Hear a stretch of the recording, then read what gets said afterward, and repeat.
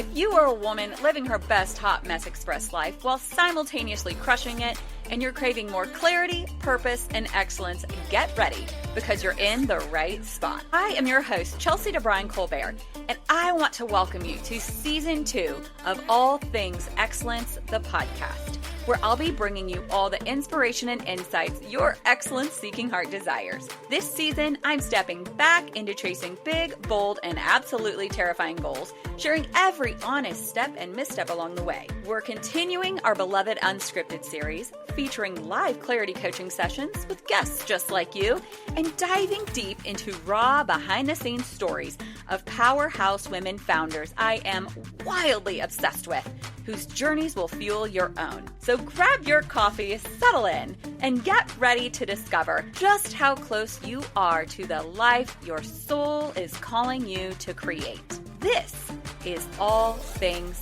Excellence.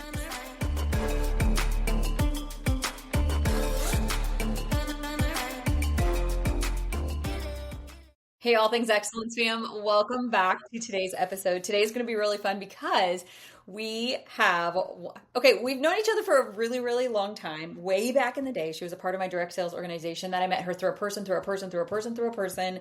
She lives back in Iowa, and recently we met up. So random. I was back in Iowa for my brother's truck show. Her husband owns a business that was featured at my brother's truck show. She saw on social media I was going to be there, and we ran into each other. And she, in your own words, you have been binging these podcasts since. Yes.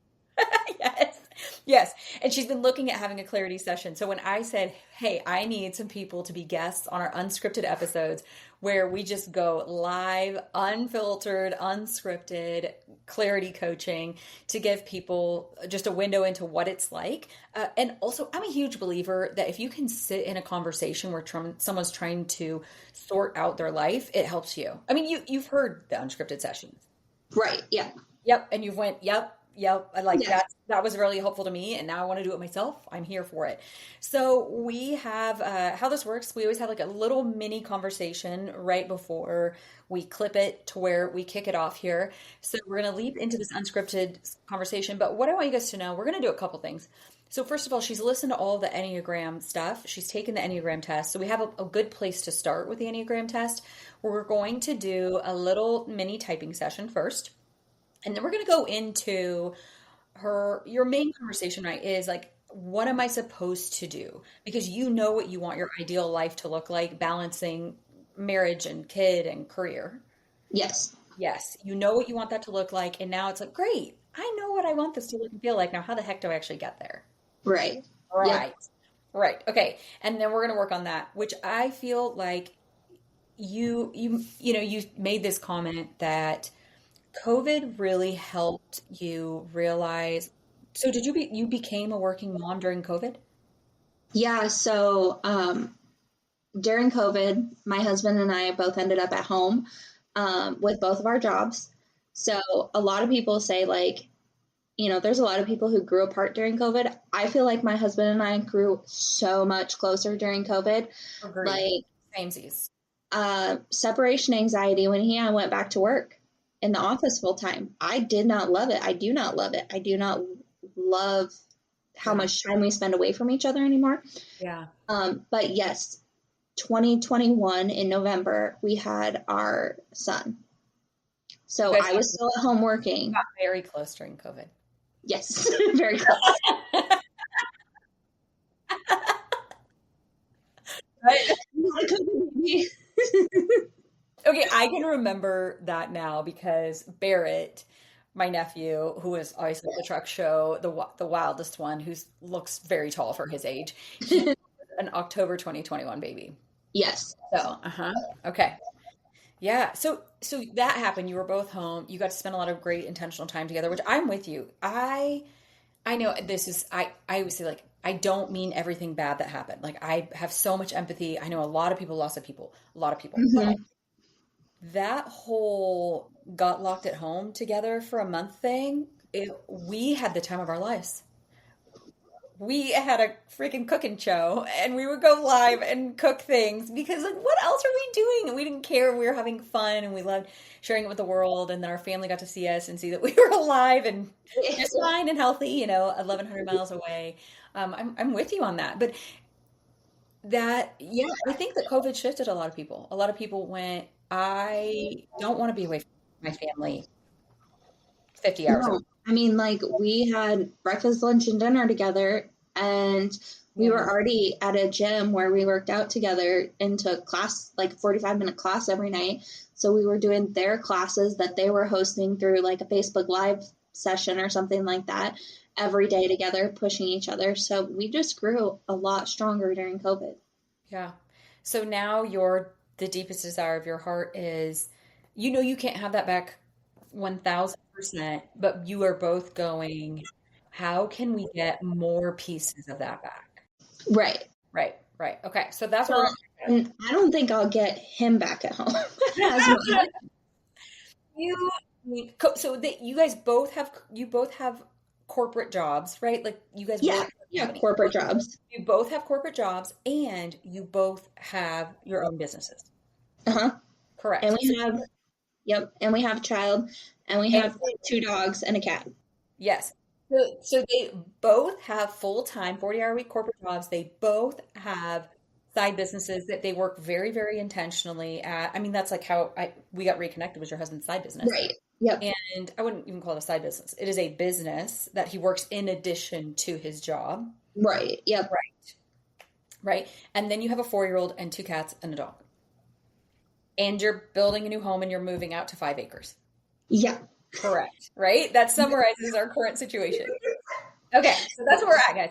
So she sent me her Strengths Finder. She sent me her human design stuff, and we're going to do a little Enneagram typing. So just we talked about this a little bit together already, but you are, and as far as human design goes, your energy type is a generator, a sacral generator. So your best yes is made by just following your gut, not questioning it, not asking for a committee vote, and you always have immense amount of energy, all the energy you need to finish a project that lights you up.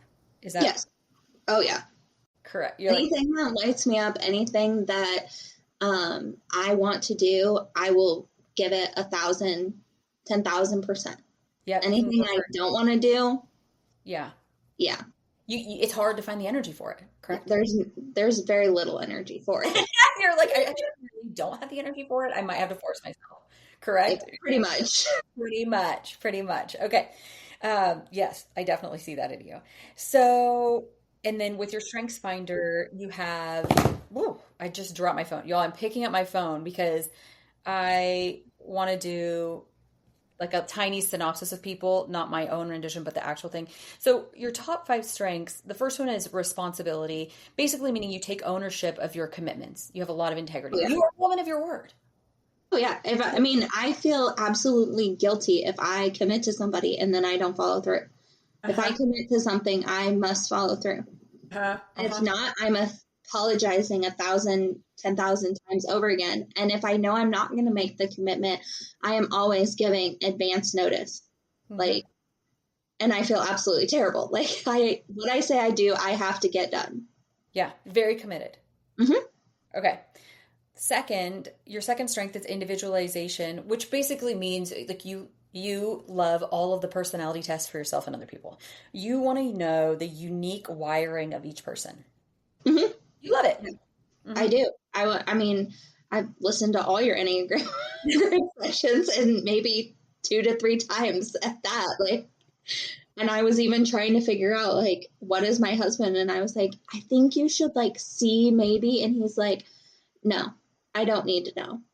Like, so tell him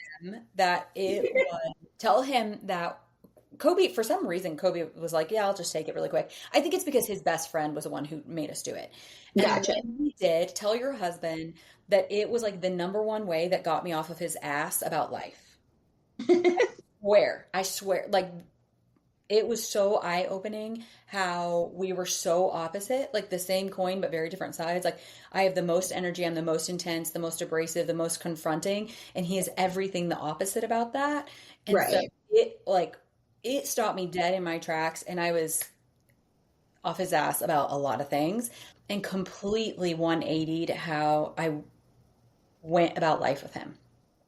And I feel like probably that would be the same in our case, because I think sometimes he thinks I'm on his butt about everything. Yeah, I And was on Kobe's butt about everything. I literally was. I'm like, I'm literally on his butt all the time. Like, I felt like he was just really lazy. yeah, He's just more, but he's not lazy. But, and then he was such a liar, like a pathological liar, but he wasn't lying to lie. He was lying to like keep right. peace, which was such, I mean, you've heard the marriage episodes, okay, so today he heard Caroline, my assistant, and he heard us planning some episodes. And I said, I really want to do an Enneagram series about how each Enneagram type experiences the holidays. Like have people come on and talk about their experience in the holidays and how they personally feel and what would make them feel best. He was like he was rooms away and down the hall screaming, yes, yes, yes, yes. And I'm like, you just want, for the sake of all the nines in the world, do you just want people to know what it's really like for y'all? And he's like, yes. Okay, now I'm really intrigued once I know. You guys tell your husband that. They're like, we even know my brother's types. Tell him that. We know Yeah, I've heard you talk about your whole family and their yeah, different I know. and like your sister-in-law story and everything. Yes. But I love it. I love it.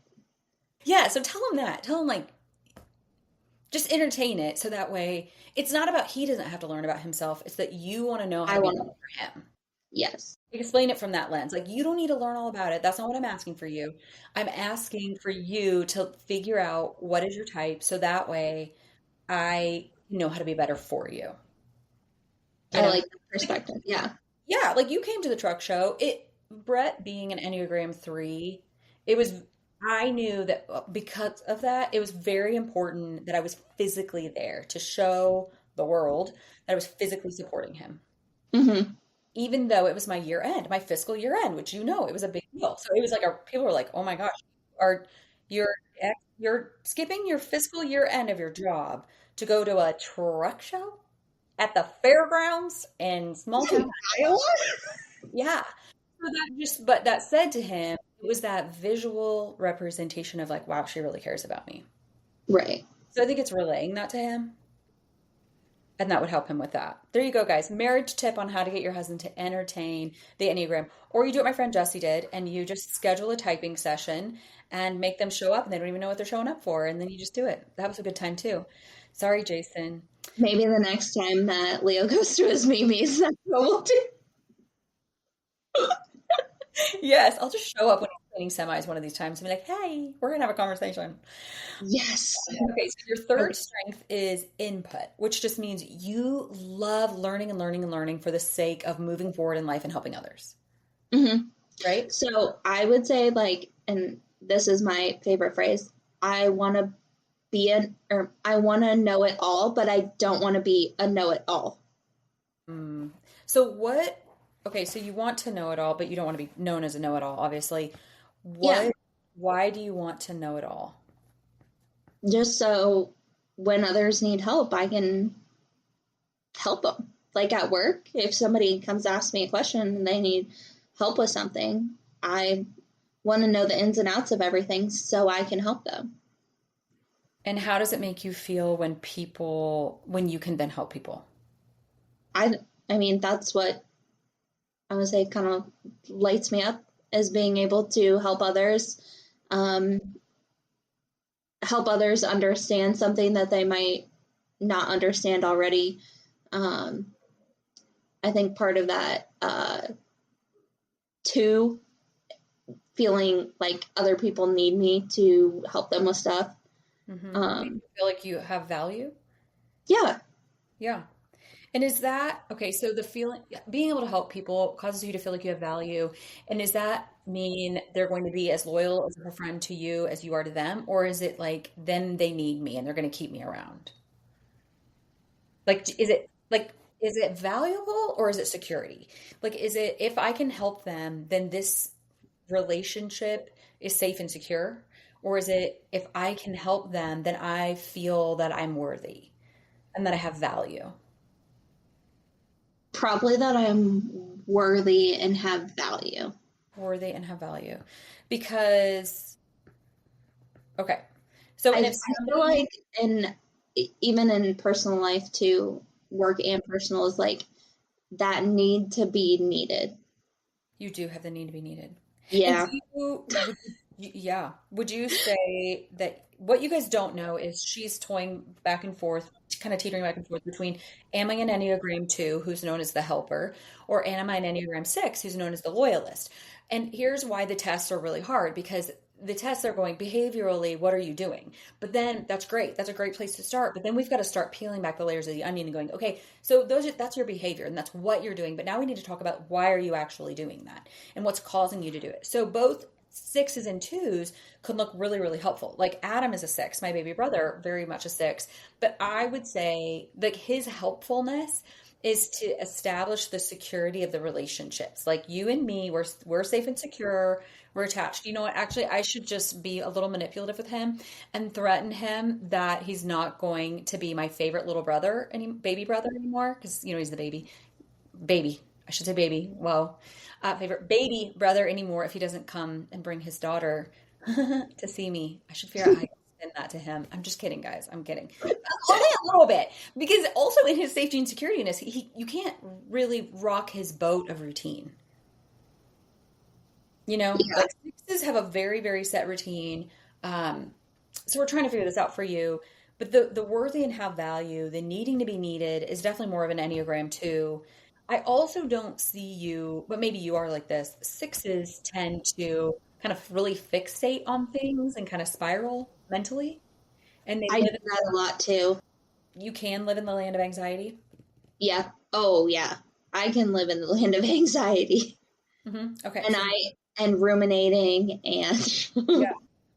So you like to be needed, but you can live in anxiety. Okay, so here's where I love really starting with people on Enneagram typing. Okay, guys, just to wrap this up on her thing. So her number 3 is belief, which just means your values are your values. No one's changing your core values. You are who you are. And then your 5th top strength is arranger, which just, I know this. You're in accounting by trade, an accountant, Mhm. accounting, whatever.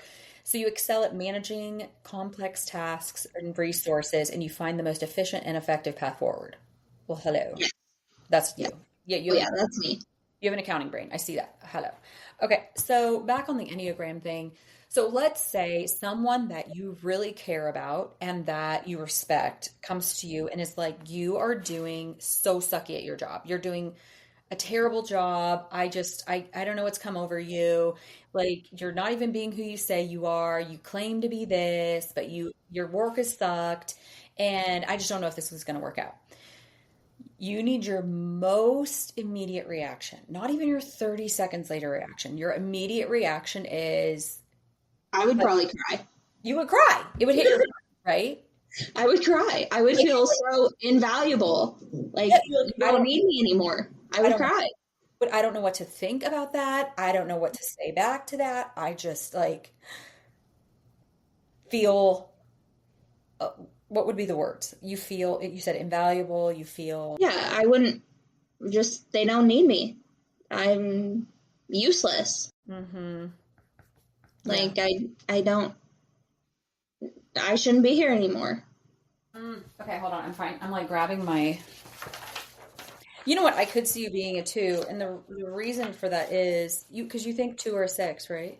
Yeah. The reason I could see you being a 2 is I've seen you in life just wing, and I don't know you that well, but I know you enough. I've seen you wing both ways. Like, you can wing to the 3, and you can be an achiever. Yep. You like succeeding. Oh yeah. Yeah. But I also watch your accounting brain go to the 1 so the 1 is the perfectionist, right? Where it's like you love structure and you love rules, and it's like these are rules and we need to follow the rules, and these are the beliefs and these are the core values and these are the systems. Yep. These are the systems, these are the processes, even at home. I want everything in it drives my husband crazy, I know it. Little OCD wing. Yes, a little bit. Yep. And he had to finally be like, I'd be like, oh, this house is dirty. And he was like, no, it's not dirty. It's just not in the specific order that you want it to be in. Mm-hmm. Okay, as somebody who's married to a 9, who wings to the 1, like, Kobe is 51% 9 and 49% 1. Yeah. I feel that from your husband because he's like, I'm like, I just want to relax and then I'll clean the house. And he's like, no, we have to clean the house so we can relax. Yep. We have to clean the house before we can relax. There's no relaxing until everything is as it needs to be. Mm-hmm. There's always things to be done, which my husband could, and I think you've talked about this before. It's like, on one of your episodes, it was like, you tell him to do the dishes, and I'm the one that wants the dishes done right away. But my husband could go sit down, play around with video games, and then maybe do the dishes the next morning. And that would be good for him. That would be me telling him to do the dishes. But when I say do the dishes, I want them done now. Yes. Okay, we did. Oh my, I think it was Tiffany with the Enneagram 2s. We talked about that. Yes. At her job, because she was mad that the person at her job wasn't doing the thing when she said to go do the thing. And I'm like, but did you give her a timeline? Or did you say, will you please go fold the silverware at the restaurant? I mean, it wasn't, but basically. And it was like, this needs done and that needs done. I'm going to do this. Then I'm like, but did you say to her, are you going to do that? And also, would you do that right now? Like, you didn't assign it to her and you didn't give her a timeline. So my husband and I will specifically, this is a lot of the conversation is, now I've been like, okay, he can't read my brain. He can't know what I need done. No. But I want help. So finally I was just like, are you going to just, start doing these things, or are you okay with me telling you what I need? And you're not going to get mad at me when I tell you I need something done or I need help with something. Yeah. Dudes And he's like, pretty easily, Yeah. He's like, no, tell me what you need done. Because I felt like I was nagging, and like getting resentful because I wasn't getting help. But he just didn't know what I needed done. And so I just need to start telling him what I need done. Correct. So timeline of your expectation. So now at night, like when it's bath night for our son, I'll be like, okay, the bath needs to get done and the dishes need to get done. Which one do you want to do? And I'll do the other. Yeah. And that's how we go about it. They both need done right now. Yeah. Yes. So he knows, like, if I'm going to go give the bath, he's going to get the dishes done while I'm doing the bath, or vice versa. Yeah. So you've grown in that. You've both really, like, did that help you from the Enneagram 2 podcast go, okay. Well, yeah, this was probably like 6 months ago where we had to kind of have that conversation, because I was just like, I was in a place where I was just like, I'm nagging. I don't feel like I'm getting help, and we needed to figure something out. So that's kind of where we went. But now listening to the Enneagram 2, and I was like, oh, we totally do that. Like, that's totally in my house. Assign the task and your expectations of when it should be done. So a couple things about a 2, some conflict activators from them are being taken for granted, feeling unappreciated or underappreciated, not feeling heard or listened to, not sensing they are needed or wanted, and feeling rejected. Yeah, that's feel all that pretty much explains it all. Also, I would say. Yeah, when you're stressed, you go to an 8. So you can get kind of, but in a 2 way, right? So you can get a little explosive and like angry and annoyed and just frustrated. Very much so, yes. Right? Mm-hmm. I get frustrated. I'm like, I don't want to deal with this. I don't want to do anything. Start to get a little resentful sometimes. Just, yeah. It's not a good space. Not a good space, no. So how to get along with you? Tell me specifically what you appreciate about me. Appreciate about you? About you. Like, you want that, right? You're like, tell me, yeah. So sorry. You like words of affirmation. Are you kind of words of affirmation? Yes. I want, like, I guess, tell me you appreciate what I was doing. Like, yes. I'm one that, I guess, like, my husband does the dishes. I don't have to thank him for doing the dishes, but I thank him for doing the dishes. Yeah. And sometimes I'm like, oh, I did this, and like, oh, I folded 3 baskets of your unfolded laundry, but like, you didn't notice, or you didn't say anything. I'm not a words of affirmation, but Kobe is an act of service. So I will let him know when I do things. I'll be like, let me tell you what I did today. And I'll be like, I da da da da da da da. And I'll list off all the things around the house that I did. And he will say, oh my gosh, thank you so much. Now, I am not words of affirmation, so I don't need that. But because he's acts of service, I let him know those things because that's like inadvertently saying, I love you. Now, he is words of affirmation. So obviously, yes, I agree. I do not have to tell him, thank you for loading the dishwasher. You freaking made the dishes dirty. Like, hi, you live here. You know what I mean? I'm not your maid, I'm Right. not your mom. But I will tell him because he is words of affirmation and it matters. And I guess I don't know if my husband is. That's just my way of showing like I Because you love, appreciate you. yeah. And Mhm. so like if he were to thank me for something, that would make me feel really good. You should tell him that.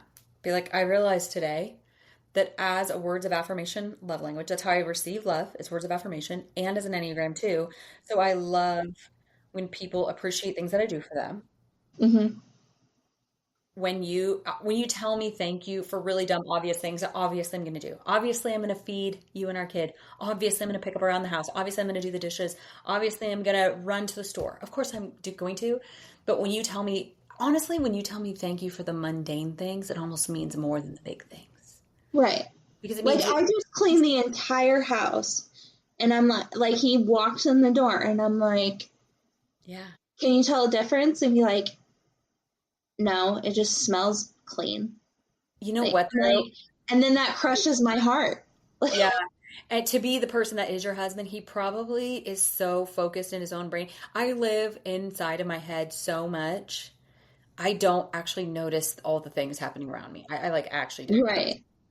So I love it when he tells me because I'm like, oh, thanks. And then I'm like, thanks. I'm actually like, thanks for doing it while I was gone. So now I can spend quality time with you. But it's just helping each other, right? I mean, and that's marriage, that's relationship. It's like helping each other know those things. So, okay, so we know I feel it's safe to say you're an Enneagram 2. I feel that's safe to say too. The whole cry thing, that really kind of set it off. So now what I want to do with the second half of this is I really want to jump in and talk about the now what am I supposed to do? So you guys are downsizing to 5 acres. I don't know how that's a downsizing thing, but sure, we're downsizing. Housing house. Like right now we have technically a 4 bedroom ranch with the Yeah. 2 bathrooms. We're going to 2 bedrooms, 1 bathroom, a small kitchen, Yeah. and a living space of a You're little going bit. to like a barn dominium or whatever they call them, right? Yeah, we're calling it a shop house. A Shop shouse. Something a like that. house. We're going to a house. A My shouse. house. Okay, when Brinley was little, there was this video of her that they sent me where they the daycare girl was like, "Who's?" She goes, "Is your Aunt Chelsea coming?" She goes, "Yes." And she goes, "Where's she gonna sleep tonight?" She goes, "My house." So we always say, "My house. Come to my house." Now when you say my house, a house, come to my house. Shouse. Makes me think of Brinley, which, okay, total sidetrack. You guys can all go to the emotional land with me for 5 seconds. I said to Kobe on Saturday night, it's so wild to have these tiny little kids who we eat, sleep, and breathe. They're weirdo little things. Oh And they're yeah. little idiosyncrasies. And we make them live forever. And they get older and they're like, I don't know what you're talking about. You are so weird. And he goes, are you talking about Lizzie? Because I like Lizzie that I nannied for forever. And I was like, yes, because she turns 18 in a couple weeks.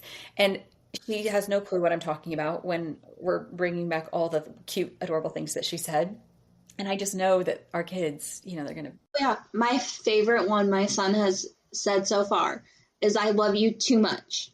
ah, Yeah.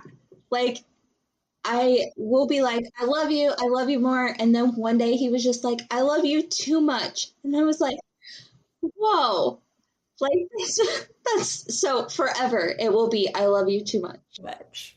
Bracken once told me we were taking a picture at the zoo, and I said, "Buddy, why do you keep closing your eyes?" And he goes, "I just love you so much when I smile, my eyes close." Like, ah, I know. So we're melting. Everybody that's listening, we're melting your heart. Yes.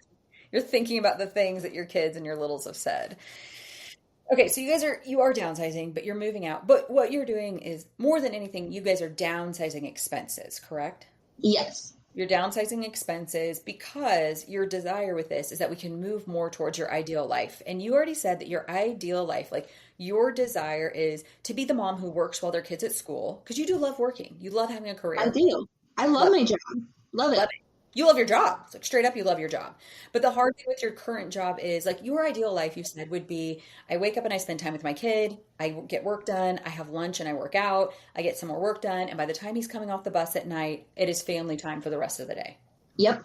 Correct? Yes. Which the job that your husband has, family time also might be like you're all going together and power washing somewhere, but that's still really fun.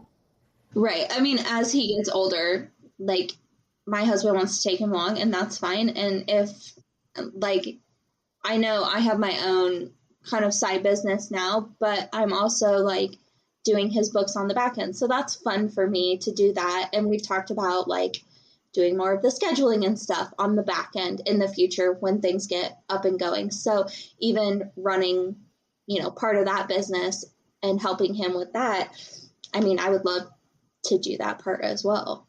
Yeah. Okay. So, So the biggest question that you would like clarity on today is what in the heck am I supposed to do? Like, how do I get to my ideal life? yeah, Right? So number one, you really do love your job. I do. You love your job. I love accounting and finance and numbers. Love Okay. it. So you don't even, Which no offense sounds to your like a job. weirdo. Yeah, hey, the world needs you. This means nothing against your job. Just out of straight curiosity, is it like I love my job and I love all the people that I work with, or I love what I do at my job? I will say I do love a lot of the people that I work with. Hmm. Like I love my job and I love the people and I love like the mission of the company and just how the company treats their employees. Like they go above and beyond for their employees, really. Um, and I would say just the hardest ask is that be in office ask. Like I Yeah. just don't love. I love the like when I started with them, it was over Teams.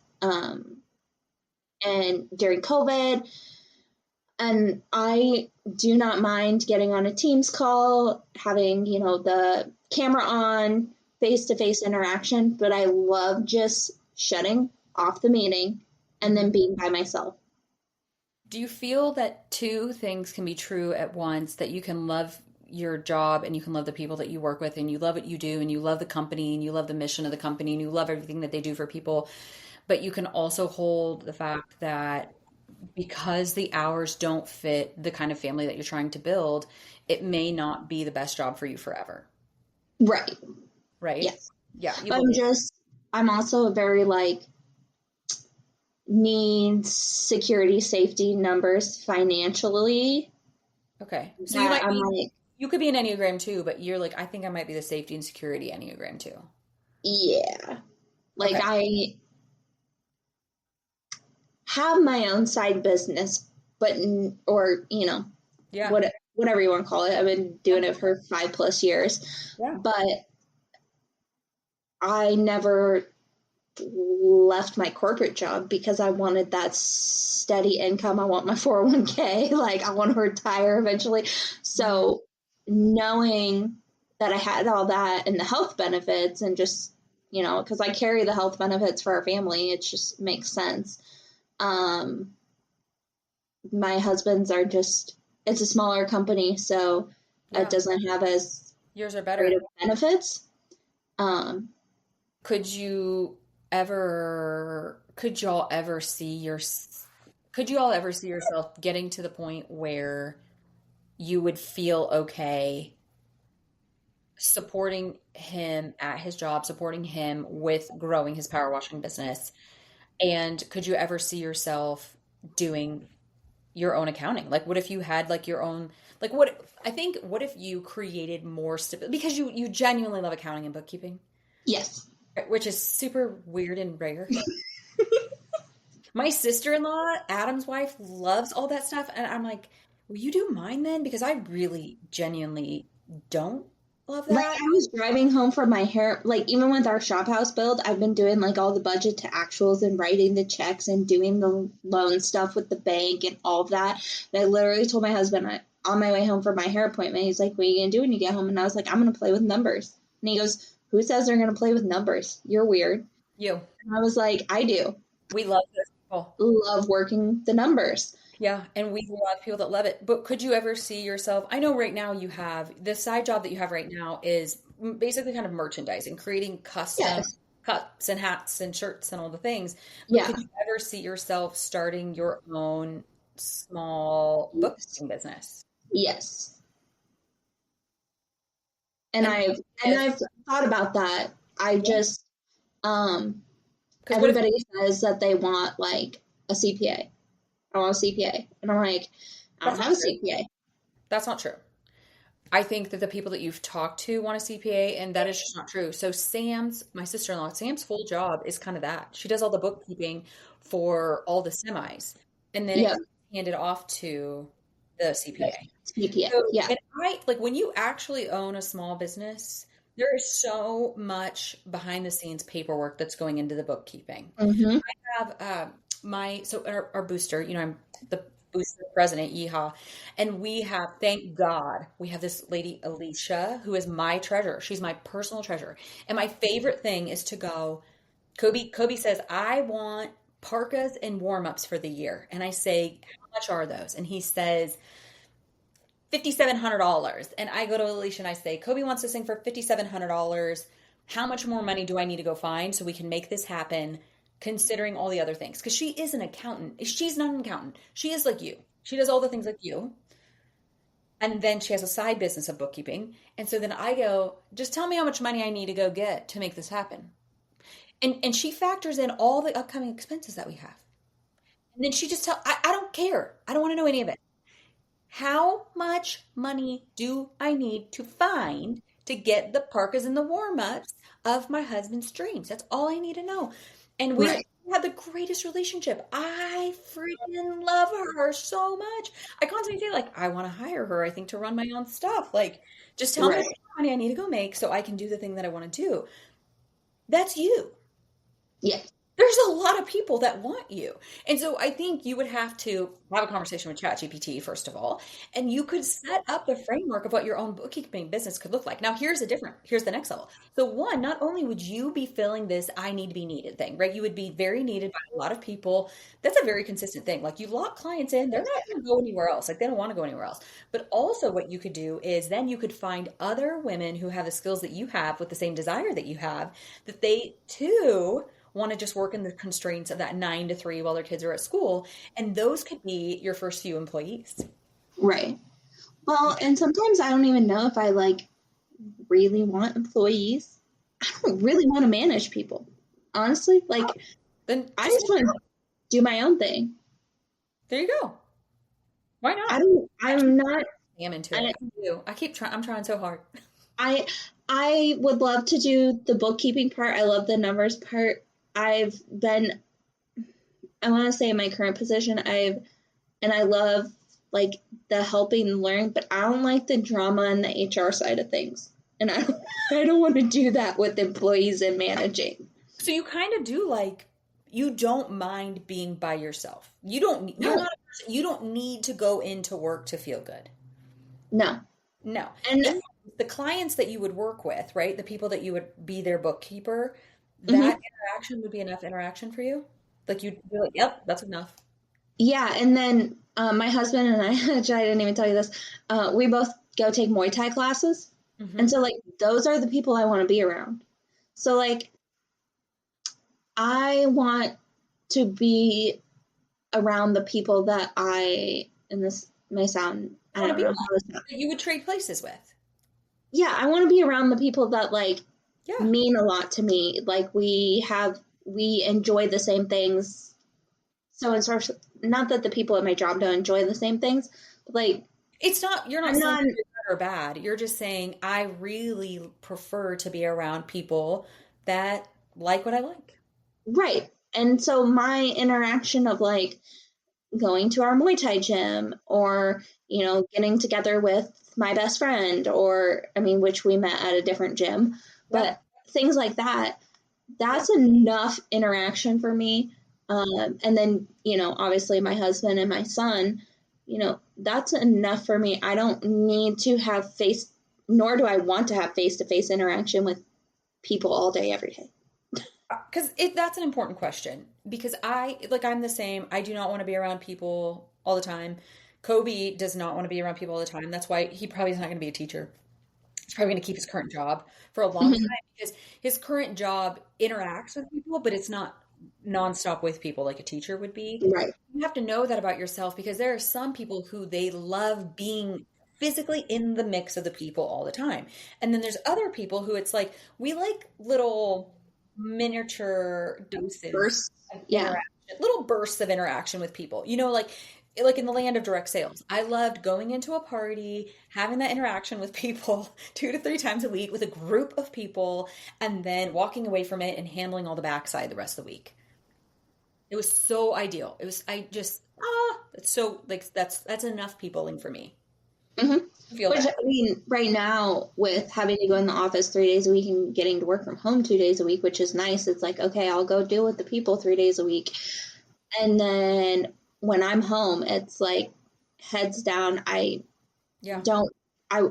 want You're my good. meetings to be on in-office days Yeah. and then like the quiet days at home to get things done. Okay. Like my Fridays are my get stuff done days. Yeah. I love it. Y'all know that's my Monday. Get stuff done days. Okay, so I know the answer to this, but I'm going to ask you, what would keep you from, okay, this is 2 questions. From the human design that you sent me, do you think that it said that you were a generator or a manifesting generator? No, it might have said that you're a manifesting generator. Well, and I think I said generator, but then I think I listened to your human design one and I messaged you and I was like, I think I could be a manifesting generator. I think you were, because I can look at your chart. I'm looking at her chart, guys. That's why I'm asking this. And there's this very specific line that oh no, maybe not. Whatever. It doesn't matter. Basically, in the generator category, is it fair to say, does the whole merch side business really light you up anymore? It does for a little bit when I'm creating like meaningful things for people. And then when I do too much of it, I get burnout and I don't want to do it anymore. And then sometimes I get too peopled out on it. So like I definitely go in waves with that business. So the reason that I ask you is it possible that it's time to put that business to rest so you can start a side business bookkeeping that you could then eventually grow into your own business? Because here's what I do know. If I asked you, do you feel comfortable starting your own side, accounting, bookkeeping, it'd be bookkeeping. Do you feel comfortable starting your own side bookkeeping business and leaving your current job? Your answer would be no, because I don't feel safe and secure in that. You would have to establish a clientele, correct? Right. I can get that right quickly. So then my thing is, well, okay, we can only spread ourselves so thin. And sometimes we have to put something to bed or bury it, like let it go, release it, and be grateful that it got us to where we are, but realize like we don't have to keep this forever. And so I think that's the current question for you is, let's say in a vacuum, right, where there's no consequences. Right. You made the decision to close shop with your custom merch business, and you made the decision to start taking on a couple clients, helping with their bookkeeping, which, by the way, you already have one, and it's your husband's side business, right? His. So you already know a little bit of what that would look like to be able to have a conversation with people to get their stuff going. And so then you could put yourself out there to get a couple more. Establish an LLC. You know all the things to do. Honestly, you know more than me. I pay people to do those things for me because I don't want to know. Been there, done that. I don't want to know. I don't want to know. Like I'm working on trademarking right now. Do you think I want to Google all the things to figure out how to trademark? No, I hired an attorney. I'm not dealing with that, Well, I mean, that we hired one too, because I was like, I don't want to mess that part up.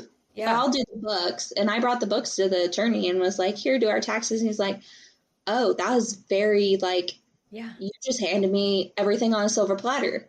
Yeah, so you make an attorney and an accountant's job way easier, which is awesome, but that's why people want you because fortunately, unfortunately, whatever it is, what it is, your rate isn't the same as an accountant or a lawyer. And so you can make everything look really, really pretty for $500 an hour. Yeah.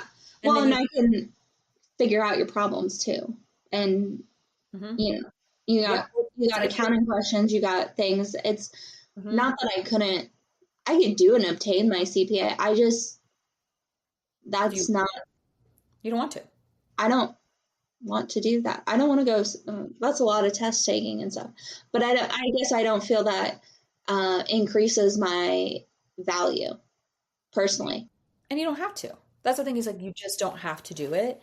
Like, there's bookkeeping work, and then there's like this person who's signing off for your taxes at the end of the year. Yeah. And those are two different people. So, well, and I did the bookkeeping work in the tax world for a while when I first got out of college. I mean, I did taxes, and I was like, I'm not hanging around in this world. But I know what those people want. Yeah. Handed to them so that they can prepare your tax return and do all that. Experience.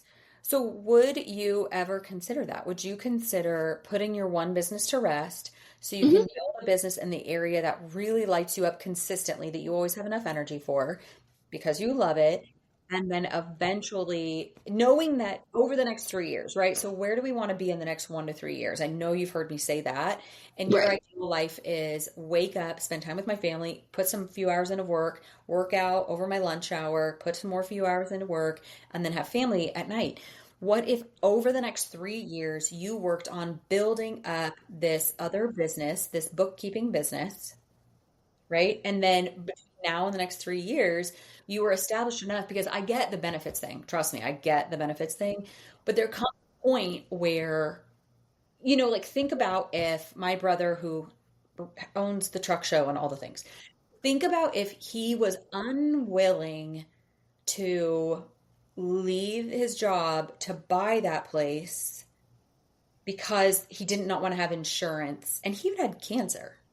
Right. So there's a point where it's like, you gotta let go of the shore and figure out. It's not like you can't get health insurance. You just have to figure it out, of which you're a smart human, you know how to do. And there is a point where then it's like you're making more money to pay for the fact that the insurance might cost a little bit more as well. Right. Right. Oh, and I think that's completely doable. Actually, it's been like a thought on my mind. It's just, I think the safety and security piece that hasn't let me quite go there yet. But, I kind of put out to my customers on my, merchandise business, hey, we're doing a lot as a family this year. I mean, we got a new puppy in December, and, we're building this shop house for ourselves. So, like, I don't have time to take orders and be a working mom and be the mom that I want to be for my son. Yeah. Morning and night. Because you didn't want to. Because if you loved that business so much and it lit you up, you would actually have found the time.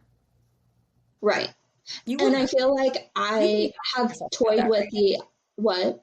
You can be honest with yourself. Because, like, if that was if you had a few bookkeeping gigs, you would have just figured it out. Right.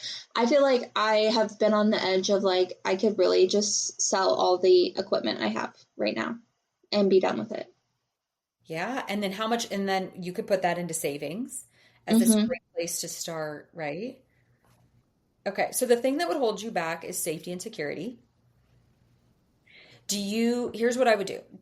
Do you know how much money you need a month to not survive? Because that nobody wants to live like that. Have you sat down and considered, like, okay, this is how much money my bookkeeping business needs to make a month for me to feel comfortable leaving my job. And the suggestion is always to have 6 months of that exact money then in savings before you would leave. So I haven't got to the point of thinking about that yet, because we're still in the process of, okay, let's sell the house, let's settle the numbers on the new build. And then, like, yes, for our current situation, I had that all planned out. Everything is budgeted. I forecasted all the monthly expenses, so on and so forth.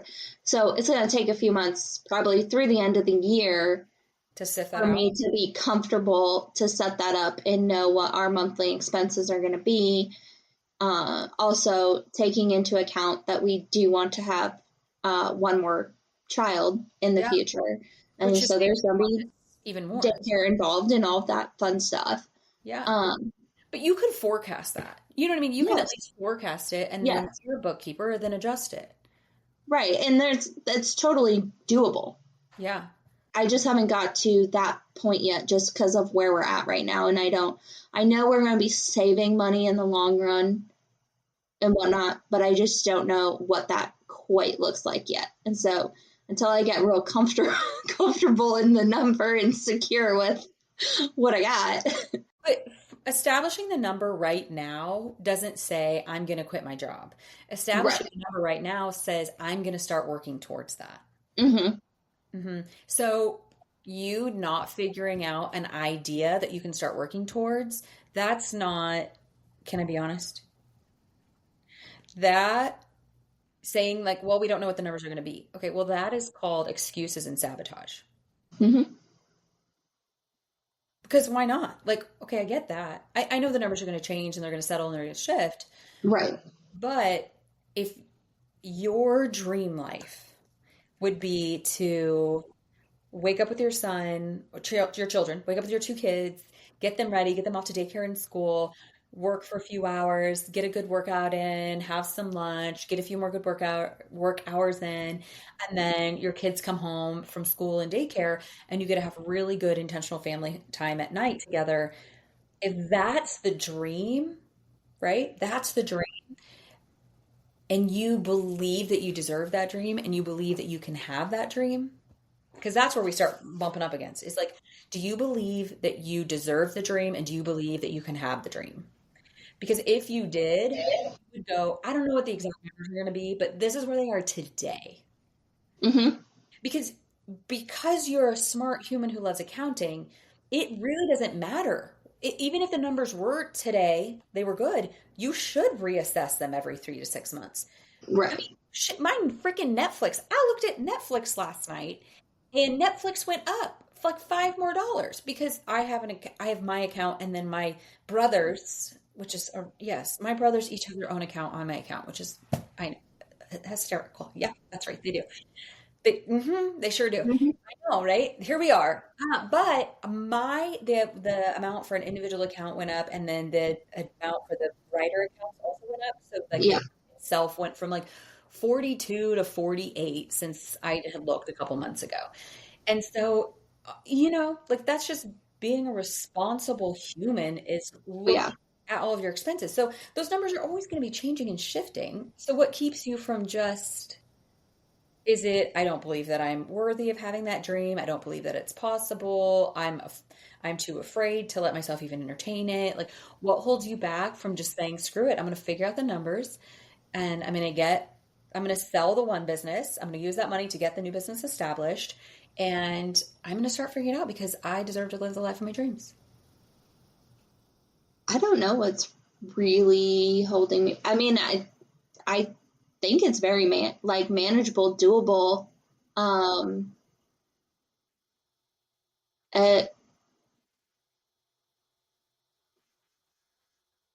I don't know.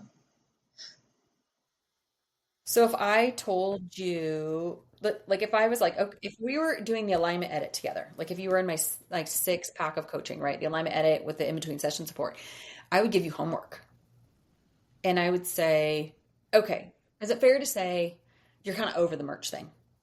Yeah. Like at the end of the day, you're over it. Yep. Okay. So between now and our next session, one point of your homework is to sell that stuff. Because I think it's easily sellable, especially in Iowa. My gosh. There is Oh, a mom on every corner waiting to buy that stuff, right? yeah. Probably. Yeah. There is. It's going to be so easy to sell. You put it on Facebook Marketplace and somebody's picking it up by 10 o'clock tonight. You know what I mean? And it is, y'all, it One of is my 7 friends o'clock. is already using my heat press that's at her house, and I bet you if I told her she could have it for X amount of dollars, she'd be like, "Yep, I'll keep it." Sold. You might even be able to sell, you might even be able to, you say you can buy it for this, or if you bundle it with everything else. You could have it for this. Yeah. Yeah, I bet you could. Okay, so if I told you between now and your session next week or in 2 weeks, you have to get all that stuff sold, how do you feel? I feel like I could do it. Is there anything that would make you sabotage and not do it? No, not at this point. Like your There's only emotional. one thing that I think that like I may not sell my Cricut I don't sell only your because Cricut. I wouldn't sell your Cricut. We own a Cricut. Like, I wouldn't sell your Cricut. I mean my husband bought it for me, and so I was just like for Christmas one year. Yeah. But all the other stuff like I bought, like I mean, there's no like I want to say this sounds bad. Don't sell the Like Cricut. I already used all the funds that were in that bank account, so like there's nothing like, and the books are closed. Like I mean, I canceled the QuickBooks subscription because I was just like, I don't know if I'm going to come back to it. I'm not going to pay $35 a month to keep this open if I'm not going to come back to it. Correct. So you feel, it's safe to say that you already feel pretty emotionally attached, emotionally detached. Unattached to it, yeah. Attached. Yep. Keep the Cricut because, hi, why wouldn't you keep a Cricut? A Cricut's good for the project. Don't sell a Cricut. But everything else you could offer to your friend tonight and go, you know what? I've made the decision. I'm actually going to close this up. I was going to list it online, but before I do, I wanted to offer you the heat press at this amount. Or if you want all the things, I bundle everything for this amount. Yeah, Are you interested? I can do that. Okay. And you're like, that's fine. Okay. Yeah. Okay. Yeah. So then the next step the next piece of homework that I would give you is I would say, okay, you need to do all the starter things to start up your bookkeeping business, whatever that is. You would know what that is because people hire you to do those things, right? Would you do it? I mean, yeah, I would just open another QuickBooks account Yeah. and get my books set up to run my own bookkeeping business. And probably, I already am established I would probably just run it through QuickBooks Online and have people use QuickBooks, and I can do all the things QuickBooks. That's not. Okay. So you would need to set up all the stuff. You would need to Yeah. create a name, all that stuff. You could do all that. I would be like, I'll give you 2 weeks to do it. Yeah, that could be done easily. Yeah. So I'd give you 2 weeks. And so if I gave you that homework today and you need to have that done in the next 2 weeks, how do you actually feel about that? Let's pretend it's real. But don't tell me I'm making up excuses, like with everything else going on and trying to get moved by Yeah, I'll in the factor next that in. 4 weeks. Yeah, I'll let you factor that. That is the only thing. I still have to paint the rest of this shop. Like we got to get moved. You have to I got to move. get packed. So like logistically, once I move and unpacked, say give me like 2 additional weeks after we move and Absolutely. close on the shop, like Yeah. then I could Then sit you down can. and get all that done. So then I would look at my calendar and I would go, okay, you literally have to be moved in like 4.5 weeks. You have to finish building this place, get it all done and painted, and you have to move. Let's see. What if we did our session on October 2nd, which is 2 weeks, or we could do it the 7th. I'll give you 2.5 weeks after you move. October 7th. Could you have all of this stuff set up by October 7th? Yeah, I think that's doable. Yeah. Especially you. Because you know how to, it's like kind of your thing. I already have the business background. I can get that stuff done. Exactly. Like, You that's the like hard actually, part. yeah, like it's kind of your expertise, the things that you would have to I do. think the hard part for me would be networking and getting that first client. But I'm not asking you to do that yet. I know, but Asking I'm you just, this. So could you get that stuff done by October 7th? And then October 7th, it's all set up, and then we would meet again, and then we would then we would get to talking about now how am I going to get clients? mm-hmm. Okay. And so here's what I tell you. Are you willing to do the work to figure out how to meet clients? Yeah. Yeah, because here's as simple as it could be. It really truly, and I mean this because I'm in networking groups, it could be as simple as joining a networking group that meets once a month for lunch, and you go and you bring your business cards or your little business postcard every single time, and you introduce yourself as this blah blah blah bookkeeping business, and these are the things that I do and that I handle, and you set up a really easy landing page, which I'm sure you also know how to do, and it says your rates, and word of mouth is really big where you live. It is really big, and that's how I grew my first business, is just word of mouth. Mouth, I right? And you mean, don't even need to be in person with people, right? Like people could work remote and help you, yeah. right? I don't have to I don't have to be in person with a business owner to do No. their books for them. Yeah, they can live anywhere. Yeah. Right? Let me some quick email back and forth online or a quick Teams session and knock out some questions. Like, you don't need to come to my house. I don't need to come to your house unless you want that, but Like, you don't need it's that. not necessary. Yeah, my accountant isn't even in the state, you know? I mean, right now I support a community in Indiana. So if this was the case, so like let's say this is the case, we're gonna reach out to that friend, we're gonna sell everything but the cricket, we're gonna get moved, we're gonna finish building our new house, we're gonna get moved and do all the things, and then you have 2.5 weeks, almost 3 weeks after that to get the framework set up for this new bookkeeping business. And on October 7th, we're gonna get together and we're gonna meet and we're gonna brainstorm on the next steps to move your business forward to get clients. You're not quitting your job, you're not doing any of that. But over the next 3 years, our dream is that we are moving you towards having another baby and having your ideal schedule and your ideal life where you have a bookkeeping business that makes however much money you decide you need it to make, which is always going to grow and change, Yep. right? It's always Yep. going to grow and change. Like the money that I need to live today is so different than the money that I'm going to need to live in 5 years from now because I'll live in such a different house and the world will be different. I'm not even thinking about it. I'm not even thinking about it. That's so, 5 years is so far off. I'm working from now to the next 3 years. What do I want the next 3 years to look like? And what goals am I going after the next 3 years? So I don't know. Like, you came to this call going, what am I supposed to do? How do you feel like if that's what you did?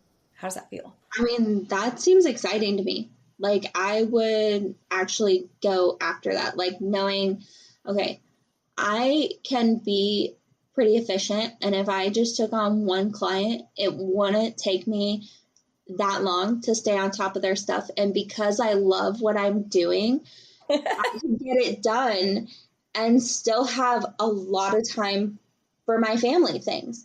And I could actually probably get those, like somebody else's books done quicker than I could make my merchandise and do. Oh, not to mention the bang per buck is better. Like you Yeah. make more money per hour doing bookkeeping, which you went to college for, than you do Right. slapping a thing on someone's t-shirt. And here's the other thing.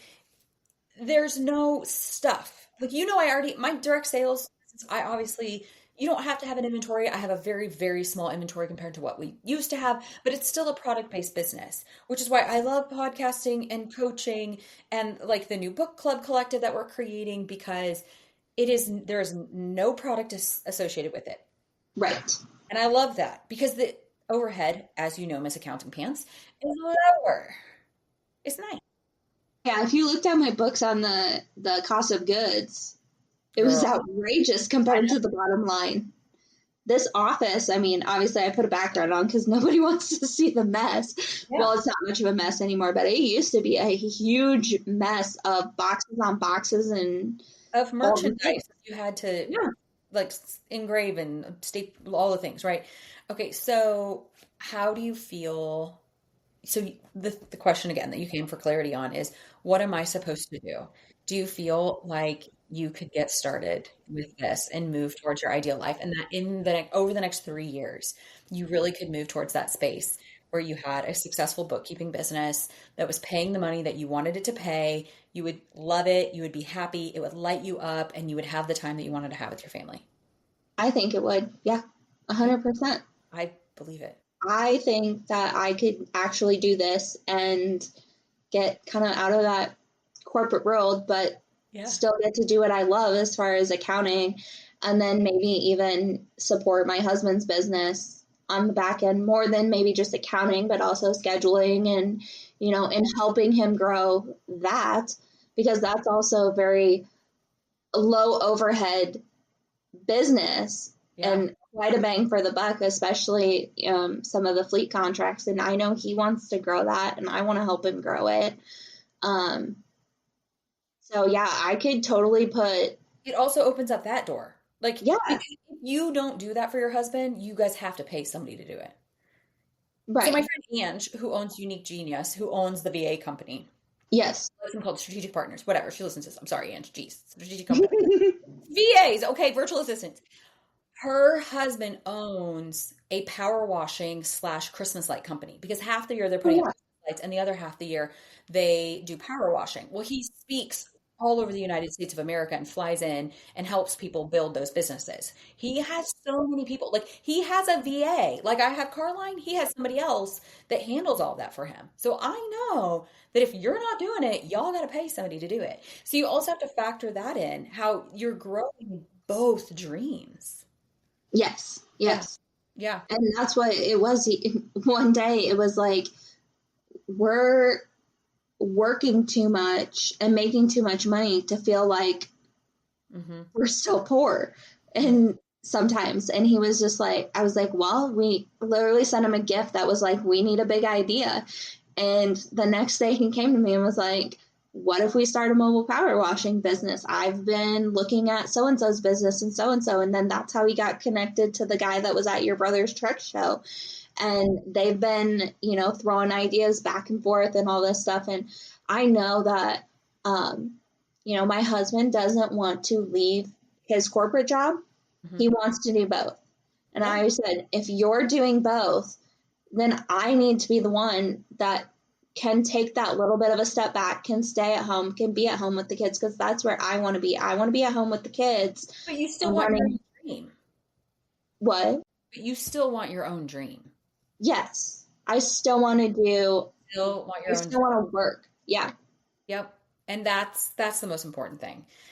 Okay. So y'all, we're wrapping it up with you. Her and I, we're gonna put a bow on some fun things behind the scenes and just talk about, if she has any questions on next steps and stuff like that. But I hope y'all enjoyed coming along for a clarity session today because I think there's a lot of women that are in this place that it's like you were kind of in that spot. You're like, obviously you knew the things that you loved and you know the things that you don't love, but you couldn't quite figure out, but what are the next steps to get me where I need to go and what does that timeline look like? Yes. Yes. And Yeah. so that's what we do inside of a clarity session. Thank you for joining today. I'm so excited. I already know that you will be great at this. You guys, I know her, but I don't like know her crazy, crazy, crazy like that. But I do know that she will be very wildly successful at that. And I hope today just really gives you that permission. I hope it gives you that permission to dig deep and go.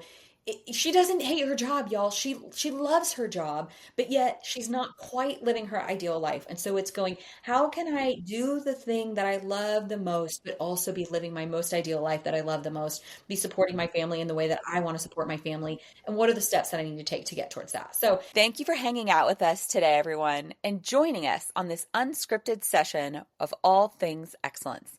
We will talk to you next time.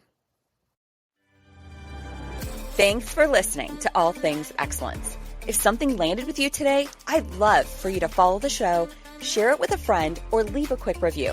It helps more women find these transformational conversations. And if you're ready for support with your next step, or needing someone to stand in the gap with you to figure out what that even is, I'd love to create that space for you. And my intro clarity call is a great place to start because life is too quick and too full to have to figure it out alone. Until next time, All Things Excellence fam, thank you for listening.